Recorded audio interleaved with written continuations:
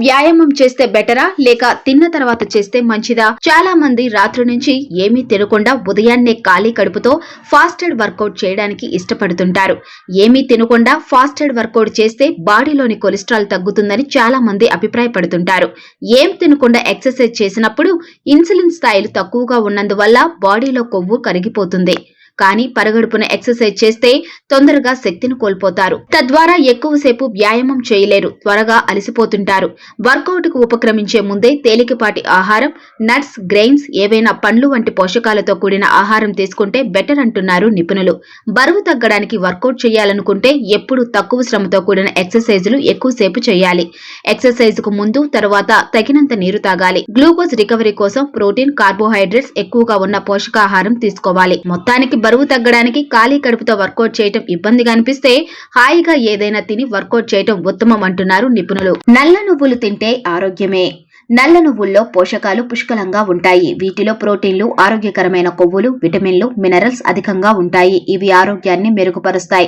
వీటిలో ఫైబర్ కూడా అధికంగా లభిస్తుంది. నల్ల నువ్వుల్లో ఉండే poly unsaturated fatty acids, anti ఆక్సిడెంట్లు గుండెను ఆరోగ్యంగా ఉంచుతాయి. ఇవి రక్తంలోని చెడు కొలెస్ట్రాల్ స్థాయిలను తగ్గిస్తాయి. దీంతో గుండె జబ్బుల బారిన పడే అవకాశం తగ్గుతుంది. నల్ల నువ్వుల్లో కాల్షియం కంటెంట్ ఎక్కువగా ఉంటుంది. ఇది ఎముకలను బలంగా మార్చడంలో సహాయపడుతుంది. నల్ల నువ్వులతో తయారు చేసిన స్నాక్స్ తినడంతో బోలు ఎముకల వ్యాధి రాదు. ఎముకల సాంద్రత పెరుగుతుంది. నల్ల నువ్వుల్లో ఫైబర్ కంటెంట్ ఎక్కువగా ఉంటుంది. వీటిని తినడంతో జీర్ణ వ్యవస్థ ఆరోగ్యంగా మారుతుంది.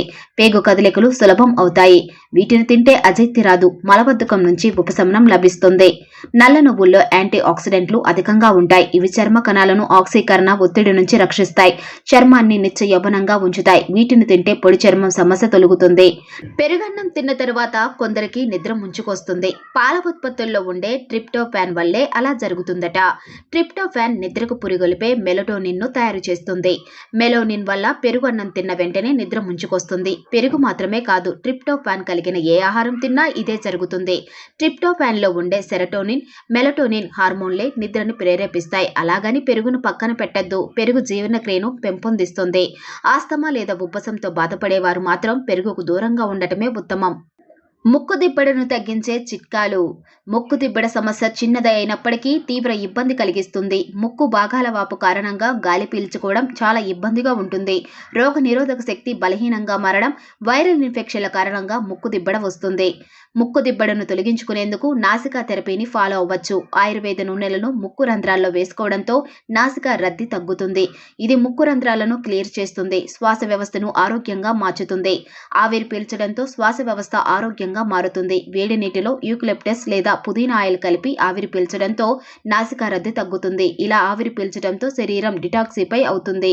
అల్లం టీ తాగడంతో ఇన్ఫ్లమేషన్ తగ్గుతుంది. ఇది నాసికా రద్దీని తగ్గిస్తుంది. అల్లం టీ రోగ నిరోధక వ్యవస్థను మెరుగుపరుస్తుంది. ఇందులోని యాంటీ ఇన్ఫ్లమేటరీ, యాంటీ వైరల్ లక్షణాలు ముక్కు దిబ్బడను దూరం చేస్తాయి. గోరువెచ్చని పాలలో చిటికెడు పాలు కలుపుకొని తాగడంతో వ్యాధి నిరోధక శక్తి మెరుగుపడుతుంది. పసుపులో ఉండే కర్కుమిన్ యాంటీ ఇన్ఫ్లమేటరీ గుణాలను కలిగి ఉంటుంది. ఇది నాసికా రద్దీని తగ్గిస్తుంది. క్రమం తప్పకుండా తులసి టీ తాగడంతో వ్యాధి నిరోధక శక్తి మెరుగుపడుతుంది. శ్వాస వ్యవస్థ ఆరోగ్యంగా మారుతుంది.